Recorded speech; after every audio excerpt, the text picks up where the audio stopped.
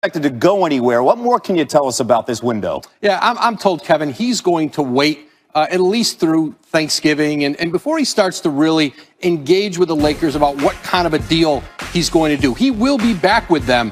One option for him is to do a 3-year deal with an opt-out after the second year. That would line him up contractually with LeBron James. They obviously share the same agent, Rich Paul. He'll be back with the Lakers. It's just a matter of how long does he go with his deal out of the gate here. One fascinating backstory is Gordon Hayward. He declined that $34 million option, that final year with the Celtics yesterday. Probably at least the next week, working through that. He gets a new teammate tonight. Montrezl Harrell leaves the Clippers. I'm told by his agent, Rich Paul's going to the Lakers. Right. 2 years, $19 million, essentially their mid-level exception. He takes Dwight Howard's spot. Dwight went to play for Doc Rivers in Philly on a 1-year minimum deal. That's Woj up to the minute, which doesn't mean he's done, and we're here up until midnight. So if something happens, stick close because we'll bring you back. Thanks. They get him at essentially the mid-level exception, at 2 years, $19.5 million with a player option on year 2. And the priority for the Clippers was keeping Marcus Morris, and they're going to do that with a 4-year, $64 million deal, I'm told. So Anthony Davis, no need to worry in L.A.?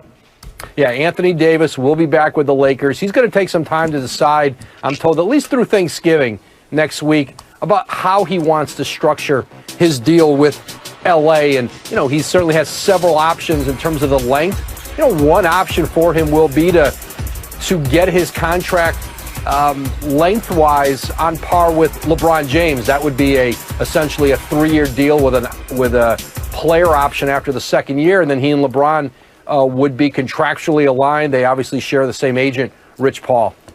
All right, so meanwhile in Boston, Gordon Hayward opted out of his contract with the Celtics, but... So Anthony Davis, eligible to sign that extension. What is the latest with the negotiations between him and the defending champion LA Lakers? Well, there's not going to be a rush. There's not going to be a quick Anthony Davis agreement, I'm told.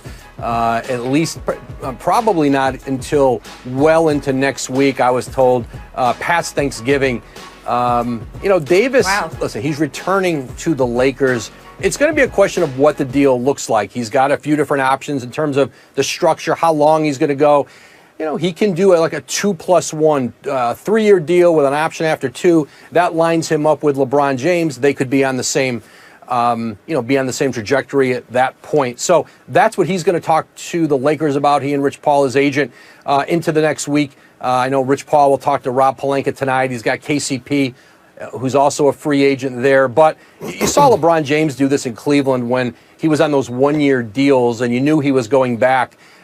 Some of them extended several weeks, a few weeks. I don't know if ADs will go that long, right. But there's just going to be a window of time here before he decides or firmly commits to whatever contract structure they finally land on.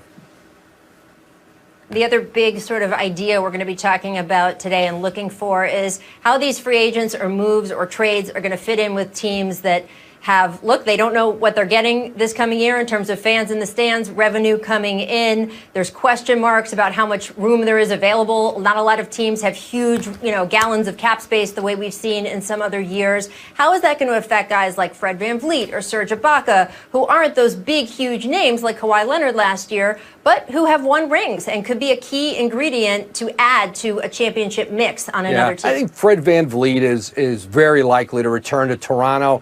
Maybe it hurts him in his negotiations as to what number he can get to with the Raptors on his extension versus if there were a lot of teams with cap space and he had a lot of, maybe some more viable options out there. But I think VanVleet returns to Toronto. But I think two of Toronto's free agents, Serge Ibaka, Marc Gasol, very much up in the air where they play. Those are two players who a lot of teams around the league want to talk to here in the next a couple days, and I think Toronto would like to keep as much of the group together as they can. And so, those will be some interesting questions. But I think you look around the league and you see players like, Joe Harris. I think Brooklyn will move here in the next couple days to try to get Harris locked up. And some players, who are key components to teams. Donovan Mitchell, Jason Tatum, both extension eligible. Those are very likely extensions that they'll get done here, I think, sometime in the next few days. Yeah, well, we know that a lot of these moves set up the moves that create a trade to get a big-name player in a week or two. So we're going to be watching all of them for sure. Woj, I know how busy you are right now. Thank you so much for taking a minute out. We will say goodbye, but please come back if news breaks. We'll look for you through the rest of the show. Anthony Davis, because he can sign that long-term extension we've been talking about with the Lakers. All roads, of course, lead to him staying in LA. He does have some choices. And as you heard Woj say in our last block, he's not expected to commit in the immediate days. Brian, can you explain a little bit about what's going on here to our audience, what his options are, and is there any point they should start getting nervous? Well, there's some speculation out there, Rachel, that one of the reasons why he's going to delay his decision is because the Lakers have some other free agency moves to make, and he just wants to let them know he's watching. Now, I don't think there's any stress out there. He will be a Laker, but one of the guys they have to make a decision on, and it's a tough decision about how much to pay him, is Kentavious Caldwell-Pope, who is represented by the same agent, Rich Paul. Now, I think Caldwell-Pope is going to have some interest out there in the market. Whether or not he can get enough money out there to actually leave the Lakers is a different story. But this is somewhat reminiscent of when J.R. Smith was a free agent back in 2016 in Cleveland, represented by Rich Paul. And LeBron took his sweet time over that summer before signing. Now, having said that, LeBron did sign before J.R. Smith did. But while I think Anthony Davis has been well aware of his contracts options for months now, maybe it's just a little bit of a check game that he's playing. Paul, if you were Anthony Davis, would you commit 2 years plus a player option, do the 1-and-1, where you're only committing for another year? We've seen that be a strain on teams, like when Kevin Durant kept doing the 1-and-1s and the 1-and-1s that just brought all these questions about whether he was really going to stay. Or do you want to keep your flexibility if you're Anthony Davis? I think it's important for the players these days to keep their flexibility. I always line my contract up directly with LeBron's because, as you can see, he can sign for 35% of the cap after that 10 years. And so, LeBron, he could probably retire in 2-3 years. Who knows? But I'll line my situation up with his. But what Anthony Davis got to understand is you're a Laker, you won a championship. Now, if you decide after 2 years you don't want to be a Laker or 3 years you don't want to be a Laker, it's like, to me, where do you go from there? And so I really would start thinking long term. I would think even for a 5 or 6 year deal. I mean, because after you may win another championship as a Laker.